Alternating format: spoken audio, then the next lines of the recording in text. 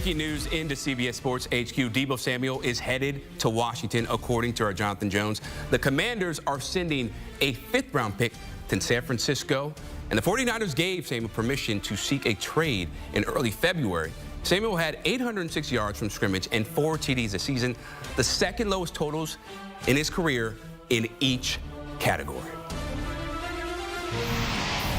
And with that, we bring in CBS Sports NFL lead insider Jonathan Jones. And Jonathan, you know, for a lot of us, this is not a surprise. It felt like this was just a matter of when, not if. How did we reach this conclusion where Deebo and the 49ers part ways and now he's on the Commanders? Yeah, Chris, I'm back home right now, but just spent the past week in Indianapolis. That's where deals get done, right? And so we are about a week and a half away from the start of free agency, the official start. So this trade is not official until March the 12th.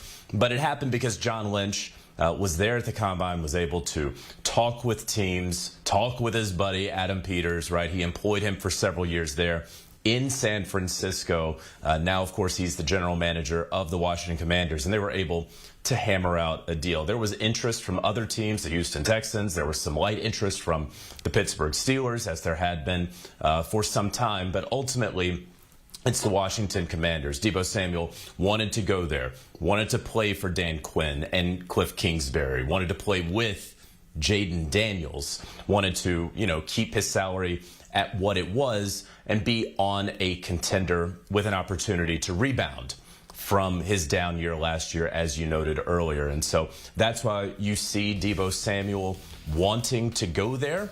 Look, it's really remarkable that Washington is a destination spot now for a lot of free agents, considering what it was like there a mere 2 years ago or so, and for the previous couple of decades. But this is a credit to John Lynch, Kyle Shanahan, the relationships that they have with their players there, because look, Deebo Samuel saw the writing on the wall last fall when they signed Brandon Ayuk to that 4-year contract extension.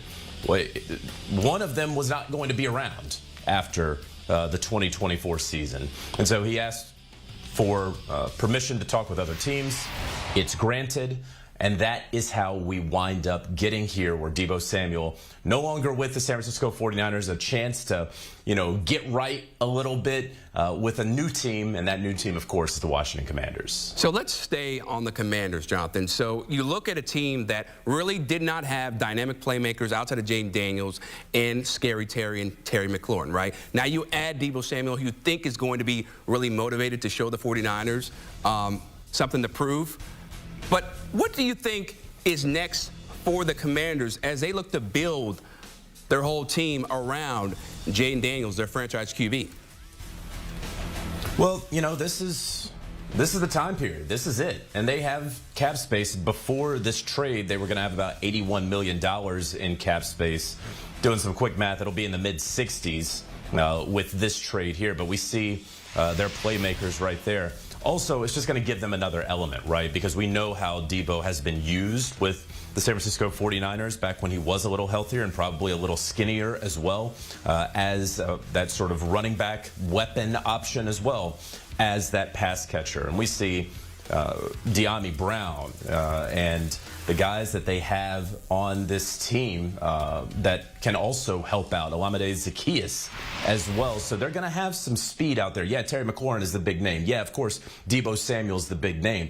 But this is another element to that offensive scheme and weaponry that Cliff Kingsbury has. And like, I don't know that the Commanders and that group necessarily believe in championship windows, right, philosophically.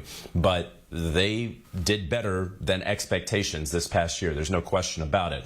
Came up short against the Philadelphia Eagles, who were a better team than the Commanders in that NFC title game and throughout the season. However, you're going to have to do a little bit more. We saw them go out and get Marshawn Lattimore. We'll see if that trade winds up ultimately being worth the high price that they paid for Marshawn, considering the soft tissue injuries that he's been dealing with the last couple of years. But if you can get a rejuvenated Deebo Samuel, if you can use him in the ways that he was used when he was one of the best weapons in football a few years ago.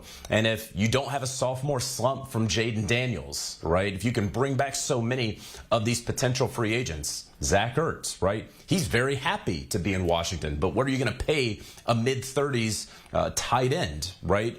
And so there's still some questions the Commanders have to work out, but again, it's great that guys want to be there. And so by acquiring Deebo Samuel, that's going to send a message, one, to free agents who want to go to Washington, but two, free agents to be who are with the Washington Commanders in 2024, that, hey, we're loading up over here, guys. Maybe you guys should come on back. Absolutely. This is the place to be. We're no longer a laughingstock, and for so long you felt like it was just going to be forever the way the franchise was run. But now you got Jaden Daniels, new ownership, and they are in a different place. Now, on the 49ers side, right, of course, they have to replace Deebo Samuel. That's not an easy guy, right, to replace. What is next for them as they look to change maybe some of their philosophy on offense in getting somebody like a Deebo, or maybe just somebody else, right, who's going to take the top off the field?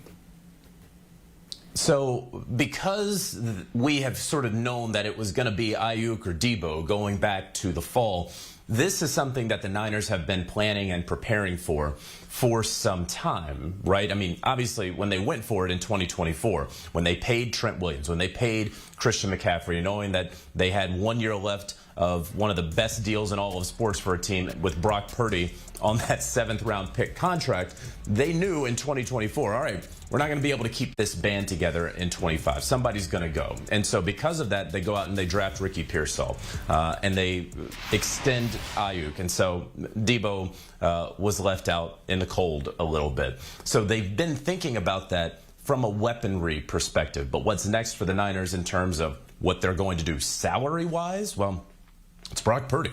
And that is going to be a very interesting contract negotiation, one that, you know, the Niners usually, they don't like doing it, but it's been working out this way where they don't get contracts done until deep into training camp. They don't want that to be the case. What's going to be Brock Purdy's number? Is it going to be $55 million per year? Is it going to be 50? Is it going to be 45?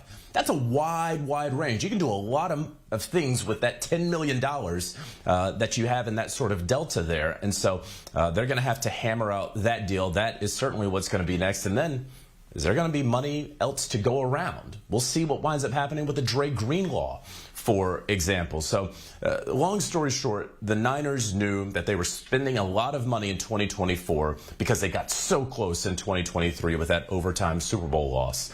And then when it didn't happen, I think the purse strings were sort of tightened up there. And so Deebo Samuel will now be on the ledger for the Washington Commanders. The Niners have been preparing for life without Deebo Samuel, and now here we are. Once we get officially to March 12th, that life without Deebo Samuel will be a reality.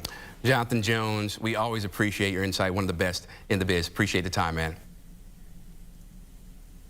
And here is the tweet from the Washington Commanders official account.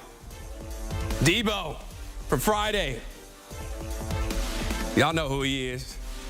He's looking to bring pain to opposing defenses come 2025 in the fall.